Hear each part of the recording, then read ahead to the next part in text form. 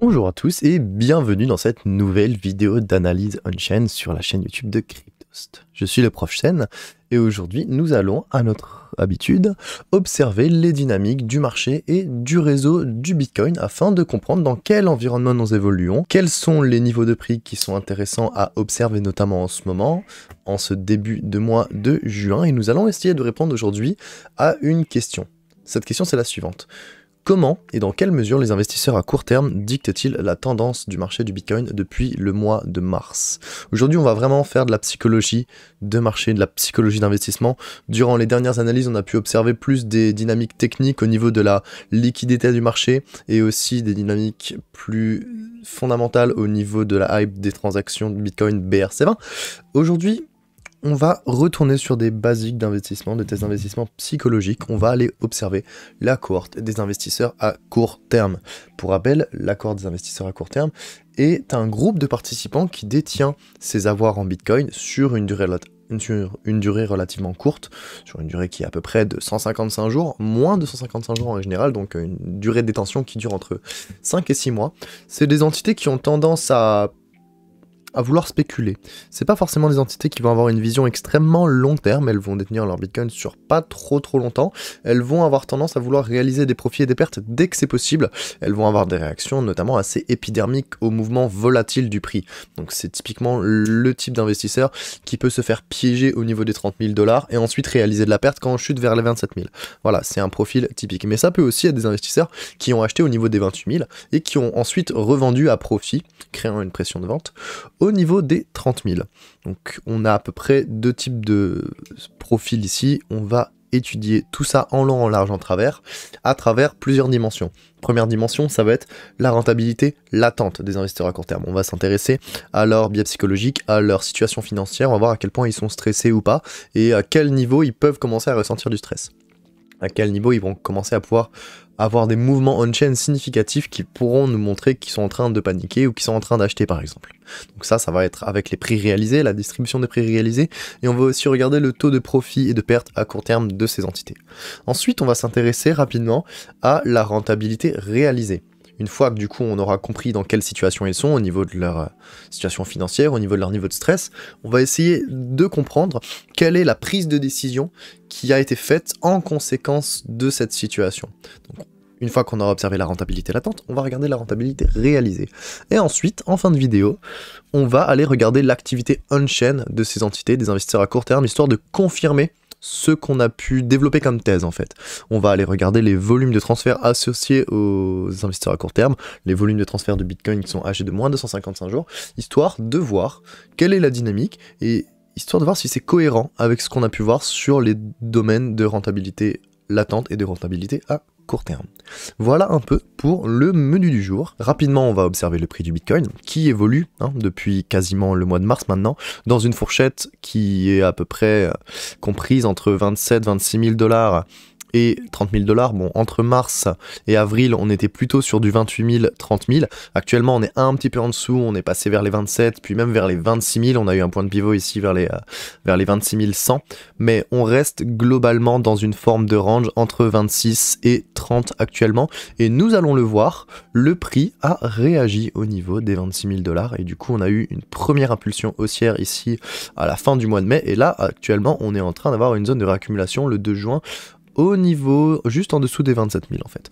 Donc on a peut-être ici un point d'inflexion intéressant, une zone de réaccumulation qui du coup serait l'inverse de la zone de distribution qu'on avait eu ici au niveau des 30 000. C'est ce qu'on va observer dès maintenant. Premier graphique qui nous intéresse ici, le prix réalisé des investisseurs à court terme. C'est simplement, pour ceux qui regarderaient la vidéo pour la première fois et qui ne sont pas familiers avec les indicateurs de style prix réalisé, coût de base, c'est en fait le prix réalisé, c'est le coût de base des BTC qui sont âgés de moins de 155 jours, donc c'est le prix moyen des investisseurs à court terme, c'est le prix auquel ils ont acheté leurs avoirs, pour faire simple.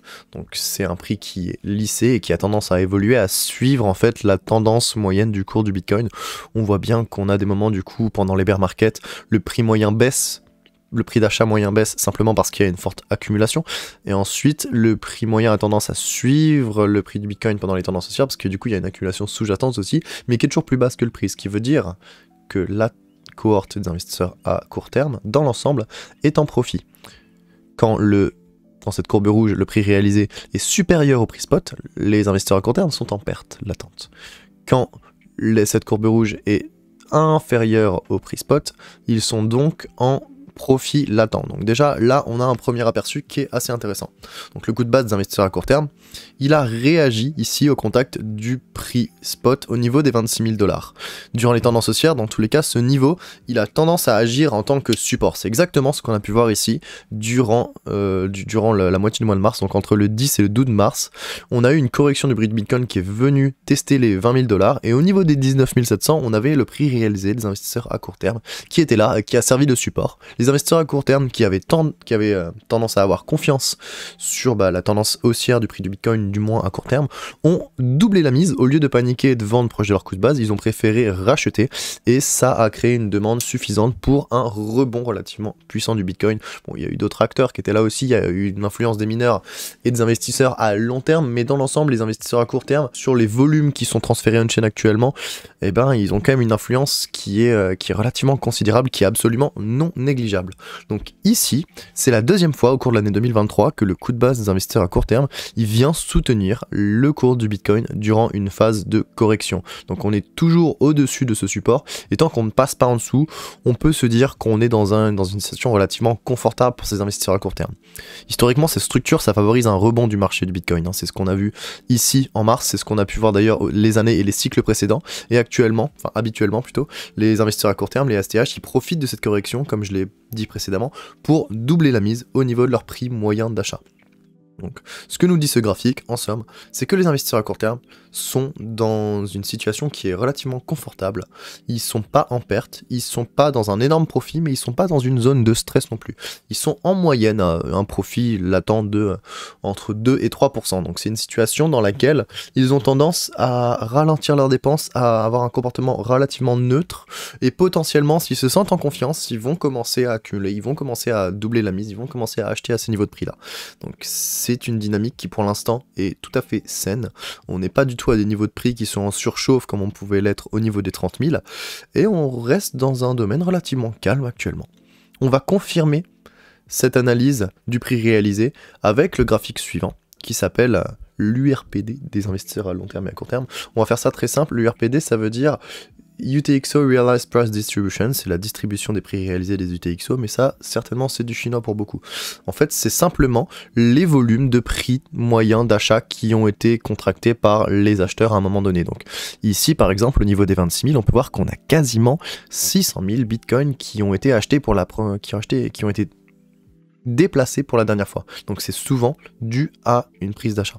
Et donc on peut savoir qu'au niveau des 26 000 $, on a quasiment 600 000 bitcoins qui ont été achetés, un coût de base qui est très très important. Donc on peut voir que tant qu'on reste au-dessus des 26 000, et bien du coup toutes les personnes qui ont acheté à ce niveau-là, qui ont acheté ces 600 000 bitcoins, et bien ils vont être en profit. Donc ils vont pas avoir de stress financier particulier, ils vont pas avoir non plus d'envie de réaliser des profits, parce que quand on vient d'acheter à 26 000 et qu'on est au niveau des 27 000, il est un petit peu tôt pour vendre et pour réaliser des profits, disons-le nous, à part si vraiment on n'a pas confiance, mais pour l'instant ils ont confiance et ils détiennent encore leur bitcoin à profit. Par contre, si on descend en dessous des 26 000, ce gros volume là, ces 600 000 bitcoins presque, ils vont être plongés dans une perte latente. Les investisseurs à court terme qui ont acheté à ces niveaux de prix vont avoir la tête sous l'eau, et là le stress financier pourrait être suffisamment conséquent pour qu'ils perdent confiance et qu'ils commencent à paniquer et à vendre. Du coup, il y aurait une pression de vente qui pourrait faire corriger le Bitcoin, d'abord au niveau des 24-23 000 $, puis ensuite peut-être vers les 20 000. Mais on n'est pas encore dans ce cas de figure. Ce qui nous intéresse aussi ici, c'est de voir qu'il y a encore des volumes d'achat des investisseurs à court terme qui sont détenus entre 28 et 30 000 environ, entre 27 000 et 30 000 environ. Ces entités-là, c'est des entités qui ont acheté au niveau des 28 000, des 30 000, et qui ont été piégées, qui se sont retrouvées piégées par la correction de mai, mais qui n'ont pas décidé de vendre encore leur Bitcoin. Certains d'entre eux ont déjà réalisé des pertes et ont déjà vendu leur Bitcoin pendant la correction de mai. Et bien eux là, ils sont encore en train de détenir leur Bitcoin à perte et ils ne les vendent pas. Ce qui dénote d'une certaine forme de hodling, d'une certaine forme de préservation de leur offre, d'une certaine forme d'épargne et de résilience de la part des investisseurs à court terme, qui n'est pas si anodine que ça, parce qu'en réalité c'est des investisseurs qui n'ont pas tendance à vraiment vouloir couver une perte latente pendant très très longtemps, pendant de longues périodes. Le stress financier, la tension psychologique est dure à supporter. Et donc là, on peut voir que ça fait quasiment un mois que certains, même au niveau des 30 000, ont continué à détenir leur Bitcoin, ce qui veut dire que ce sont pour l'instant des investisseurs relativement résilients et qui ont une conviction sur la tendance haussière à court et même moyen terme du prix du Bitcoin. Évidemment, la majorité des volumes d'achat des investisseurs à court terme sont majoritairement détenus à profit, hein. Et pour l'instant, on va pas aujourd'hui s'intéresser aux investisseurs à long terme, là en bleu, là on va vraiment se focuser que sur le rouge. Pour l'instant, on voit bien que leur condition est quand même relativement favorable et que le niveau des 26 000 $ est vraiment un point de pivot entre le sentiment bear et le sentiment bull. Tant qu'on est au-dessus, tout va bien. Tant qu'on va être en dessous, on va pouvoir commencer à se dire peut-être qu'il faut mitiger le risque et commencer peut-être à limiter les positions. Mais on n'en est pas encore là. On va observer un troisième graphique de la rentabilité latente des investisseurs à court terme, histoire de comprendre un peu mieux la dynamique qui était en cours durant les mois de mars, des mois d'avril et aussi pendant le mois de mai. Donc ici, ce que vous voyez, c'est le pourcentage de l'offre des investisseurs à court terme qui est en profit. Donc on prend le pourcentage total de l'offre des investisseurs à court terme, donc les bitcoins totaux qui sont âgés de moins de 155 jours, ils sont à peu près au nombre de 2,6 millions actuellement, et ensuite on fait le rapport pour savoir avec l'offre qui est en profit, combien est-ce que c'est en pourcentage. Ce qui nous intéresse ici, c'est qu'en fait, le pourcentage de l'offre en profit des investisseurs à court terme, des STH, c'est un super proxy pour déterminer le degré de surachat ou de survente à court terme du marché. Donc le cadre d'analyse, il est simple. Lorsque 95% de l'offre des STH est en profit, souvent ça induit une incitation à la prise de profit. Il faut savoir que du coup, 95% de tous les bitcoins détenus à court terme, ils sont profitables. Donc pourquoi pas prendre profit, notamment quand il y a des profits qui sont supérieurs à 10%, ce qui est le cas notamment pendant les hausses qu'on a pu voir au début au début de l'année 2023 en fait. Du coup, on a une incitation à la prise de profit, ça génère une pression de vente locale et c'est capable de faire corriger le marché, du moins de manière temporaire. On peut avoir la situation inverse où en fait, c'est pas forcément le cas de figure qu'on va étudier aujourd'hui, mais je vais quand même le mentionner. On peut avoir un moment où moins de 5% de l'offre des investisseurs à court terme est en profit. Et là en fait, ça va créer une incitation à la prise de perte. Les investisseurs à court terme sont tous, à 95% en tout cas, en perte. Il y a seulement 5% d'entre eux qui sont en profit. Il y a un stress financier considérable, ça arrive souvent pendant les grosses corrections, pendant les grosses capitulations. C'est arrivé en mai 2022, en juin 2022, c'est arrivé aussi en novembre 2022. Donc c'est vraiment des moments où la pression de vente à la perte va créer une opportunité d'achat pour les hodlers et les investisseurs à long terme. Donc le cadre d'analyse, il est simple. Quand on est à 5% de l'offre des investisseurs à court terme qui est en profit, donc 95% qui est en perte, c'est un point d'entrée relativement sain. Quand on est à 95% de l'offre des investisseurs à court terme qui est en profit, donc seulement 5% qui est en perte, cette fois-ci l'inverse, c'est un bon point de sortie si jamais vous voulez prendre des profits. Ce qui va nous intéresser maintenant, c'est de voir que pendant les mois de mars-avril, on pourrait aussi parler de janvier et février, mais on va vraiment se concentrer que sur la zone des 28-30 000. La zone en mars-avril, il y avait près de 98% de l'offre des investisseurs à court terme qui couvait un profit latent. Donc la quasi-totalité du groupe était en capacité de vendre à profit. Et c'est littéralement ce qui s'est passé, et c'est pour ça que le marché a ralenti d'une manière si significative. C'est qu'en fait, les investisseurs à court terme, notamment ceux qui avaient racheté ici et qui avaient doublé la mise au niveau de leur coût de base vers les 20 000, ils se sont retrouvés projetés avec un profit latent considérable. Ils sont passés de 20 000 au 10 mars à 28 000 au 20 mars, donc en 10 jours, ils ont pris plus 8000%. Donc ce qui est intéressant, c'est qu'au niveau des 28 000 et des 30 000 $, vous pouvez le voir ici avec les bandes vertes, on avait beaucoup d'investisseurs à court terme qui étaient en profit. Et donc ils ont été incités à réaliser des profits, ce qui induit une pression de vente. Et quand une pression de vente est suffisante et qu'il n'y a pas assez de demande derrière pour contrecarrer ça, ça amène à un ralentissement du prix du Bitcoin qui peut même amener à un retournement, à une correction à court terme. Et c'est littéralement ce qui s'est passé. Durant les mois de mars et d'avril, les investisseurs à court terme ont pris suffisamment de profits pour ralentir le cours du Bitcoin. Une autre dynamique a aussi pris place, c'est que certains investisseurs, du coup, ont acheté au niveau des 28 000, au niveau des 30 000, et se sont retrouvés piégés pendant la correction de mai. C'est exactement ce qu'on a vu avec le graphique précédent, avec le RPD, notamment les bandes rouges d'ici qui sont entre 28 et 30 000. Ça, c'est les investisseurs à court terme qui ont acheté au niveau des 28 000, des 30 000, qui ont acheté un petit peu tard, en fait, qui ont acheté le top d'une certaine façon, et qui, du coup, ont eu du mal en fait, ils se sont retrouvés piégés financièrement et certains d'entre eux ont du coup réalisé des pertes par la suite, ce qui a ajouté à la pression de vente. Du coup, on avait d'abord une prise de profit en mars, en avril, Ça a créé une pression de vente. Forcément, les gens qui ont vendu à profit, ils ont vendu à d'autres personnes qui sont arrivées au niveau des 30 000, des 28 000. Et ces personnes-là ont accentué la baisse parce qu'ils ont réalisé des pertes en fait par la suite. C'est exactement ce qu'on va voir avec le prochain graphique. Juste, histoire de contexte, actuellement on se trouve à peu près 63% de l'offre des investisseurs à court terme qui est en profit. Donc ça traduit bien justement la prise de profit de mars-avril et la perte de rentabilité des acheteurs de sommet, enfin des acheteurs au niveau du sommet local des 30 000 $. Maintenant qu'on a fait l'état de la rentabilité latente des investisseurs à court terme, qu'on a compris un peu quelle était la dynamique dans laquelle ils s'inscrivaient, pourquoi la situation financière était encore correcte aujourd'hui, pourquoi ils avaient pris des profits au niveau des 28 000, des 30 000, et pourquoi certains se sont trouvés piégés, comment est-ce que toute cette dynamique de pression de vente, que ce soit en prise de profit pour certains ou en prise de perte pour d'autres ensuite, a mené à un ralentissement et à une correction du prix du Bitcoin, on va maintenant confirmer ces données avec la rentabilité réalisée des investisseurs à court terme avec le STH-SOPR. Le SOPR, ça veut dire Spent Output Profit Ratio. Pour faire très simple, c'est un ratio de rentabilité basique. C'est vraiment prix d'achat divisé par prix de vente. Si j'ai acheté un Bitcoin à 20 $ et que je l'ai revendu à 40 $, mon prix d'achat c'est 20, mon prix de vente c'est 40, j'ai fait x2. Si mon prix d'achat c'est 40 et que mon prix de vente c'est 20, donc j'ai fait moins 50%. Excusez-moi. Dans le premier cas, vu que j'ai doublé ma mise, mon SOPR est de 2. Dans le second cas, vu que j'ai engagé une perte de moins 50%, mon SOPR est de 0,5. Donc le cadre d'analyse ici, il est très simple. Quand on est au-dessus de 1, on est en prise de profit. Quand on est en dessous de 1, on est en prise de perte. Quand on est au niveau de 1, on est au niveau de la zone neutre. Le prix d'achat est égal au prix de vente et il n'y a pas forcément de profit ou de perte qui est réalisé. Cet indicateur, il est bien. Je l'aime beaucoup, c'est un indicateur qui offre un aperçu de la prise de décision, qui est issu du coup de l'état de rentabilité latente des investisseurs à court terme dont on a parlé juste avant, et c'est un excellent proxy du sentiment de marché à court terme.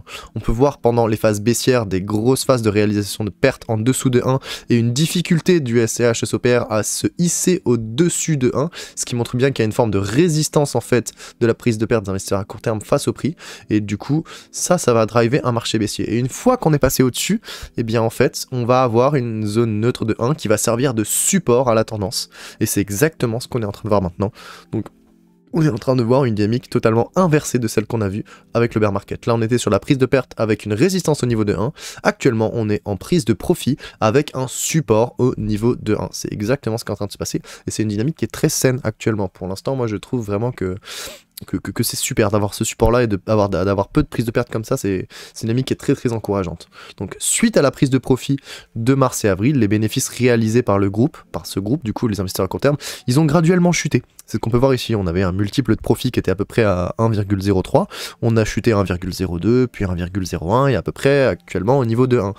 Et on a même eu une petite réalisation de perte ici au niveau des 26-27 000, donc ça s'est mué en perte réalisée au niveau de mai.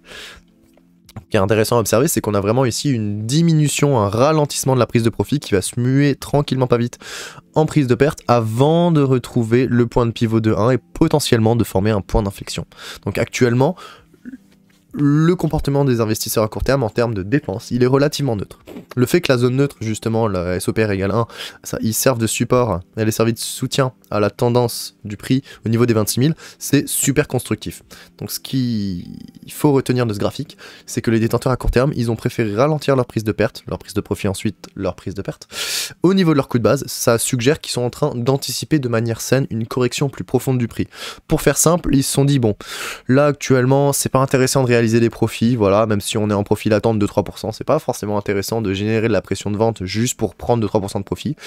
Ceux qui sont juste en dessous de leur coût de base, juste en dessous et qui sont légèrement en perte sont en train de se dire bon bah je suis en dessous, j'ai la tête sous l'eau de moins de 3%, ça vaut peut-être pas le coup que je commence à vendre maintenant et que je génère une pression de vente qui pourrait accentuer justement ma perte. Donc dans l'ensemble, la cohorte des STH, la cohorte des investisseurs à court terme, en ce moment, elle est sur un point stable, ils sont à l'équilibre et ils sont dans une forme d'attente. Ils attendent de voir ce qui va se passer. Et du coup, cette anticipation-là d'une potentielle correction ou d'une potentielle hausse d'ailleurs, eh bien elle est saine dans le sens où Mais c'est pas souvent que les investisseurs à long terme, ils attendent comme ça, ils temporisent d'une certaine façon et qu'ils paniquent pas. Donc là, ici, on a un comportement qui est relativement sain, qui est relativement temporisé. Et pour le coup, je trouve ça très très constructif. Donc tant qu'on est aux alentours de la zone de 1 et qu'on reste au-dessus du niveau des 26 000 avec un prix réalisé du coup qui est en dessous du prix spot, on est sur un scénario de continuation de tendance haussière. Donc c'est potentiellement un point d'inflexion, un rebond, donc une zone de réaccumulation et un rebond d'abord vers les 30 000 qui pourrait servir de résistance, et ensuite une fois qu'on casse les 30 000, là on est sur une tendance haussière qui est non seulement à court terme mais même à long terme.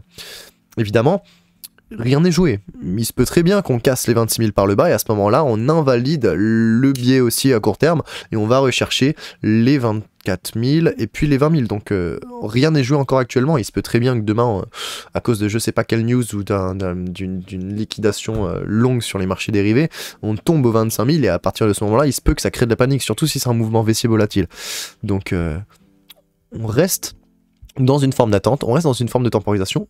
Tout n'est pas joué, mais pour l'instant, les probabilités, les chances sont encore du côté bullish. Pour l'instant. Donc ça reste à voir. Une fois qu'on a pris ce point de vue sur la rentabilité latente, donc la situation des investisseurs à court terme, sur la rentabilité réalisée, le comportement des investisseurs à court terme, on va être capable d'observer le volume on-chain des investisseurs à court terme, donc les bitcoins qui ont été dépensés, qui sont âgés de moins de 155 jours, afin de confirmer un peu tout ce qu'on a vu auparavant. Donc en mesurant le volume de transfert quotidien qui provient des portefeuilles d'investisseurs à court terme, il y a un constat qui est relativement clair, c'est qu'on a une diminution des volumes de dépenses qui est associée à ces entités, et c'est une diminution qui est en fait, qui date pas exclusivement de la prise de profit j'ai écrit mai-avril ici, je vais m'excuser, en fait c'est la prise de profit de mars-avril, donc voilà, petit hiatus. Donc on voit bien qu'ici on est sur une forme de dépense qui est relativement basse, hein. On a seulement, voilà, on est à peu près à 95 ou 100 000 bitcoins qui sont dépensés par jour de la part des investisseurs à court terme. C'est pas tant que ça en réalité. Bon, on est stable depuis le mois d'avril environ, mais dans l'ensemble on s'inscrit dans une dynamique de baisse. En fait, on est sur une dynamique de baisse de l'activité des investisseurs à court terme en termes de dépenses qui a à grande échelle en fait. On est vraiment, ça date de juin 2022. Donc en juin 2022, on a eu des énormes pics. Ici en juin et en novembre, en fait, c'était des pics de réalisation de pertes. Donc il y avait beaucoup de bitcoins, des investisseurs à court terme qui avaient des afflux vers les exchanges parce que du coup, ils les emmenaient vers les exchanges pour avoir de la liquidité et pour pouvoir sortir du marché. Qui sont pas forcément sortis au meilleur moment, mais ils ont réalisé des pertes parce que c'était leur prise de décision, ça ne tient qu'à eux.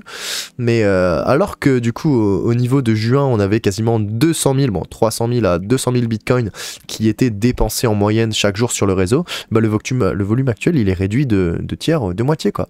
On est vraiment à seulement 95 000 à 100 000 bitcoins qui sont échangés chaque jour, donc c'est très peu. Ce que ça nous dit, c'est que les investisseurs à court terme, ils attendent. Ils attendent quoi? Ils attendent des prix plus élevés pour se réengager sur le marché, ou ils attendent des prix plus bas pour commencer à réaliser des pertes s'ils n'ont pas la psychologie nécessaire suffisamment résiliente. Donc voilà ce qui nous intéressait aujourd'hui.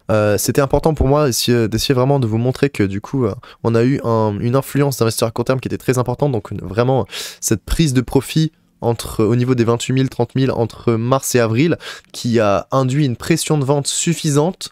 On ajoute à ça les investisseurs à court terme qui ont acheté au niveau des 28-30 000, qui ont du coup été en perte latente. Ça nous a amené à une pression de vente suffisante pour retourner le marché et créer une légère correction.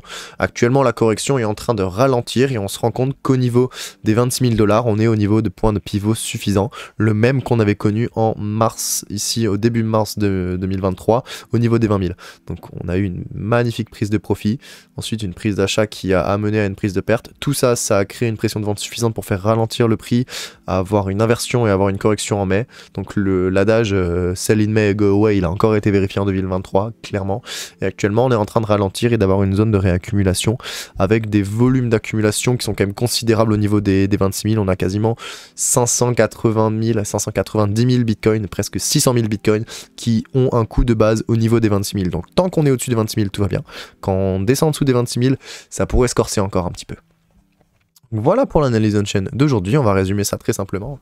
La tendance du marché du Bitcoin a été influencée par le comportement des investisseurs à court terme depuis le mois de mars, depuis la prise de profit au niveau des 28 000 $ du mois de mars. Donc cette prise de profit, elle est survenue en mars et en avril, elle a provoqué une correction du Bitcoin. On ajoute à ça aussi le fait qu'il y ait des investisseurs à court terme qui ont été piégés au niveau des 30 000 et qui ont réalisé en perte. Le niveau des 26 000 $, il coïncide avec le coût de base des investisseurs à court terme, donc c'est aussi un niveau technique, le niveau des 26 000 $, mais c'est aussi un niveau on-chain, et ça symbolise clairement le point de pivot bullish, bearish à court terme.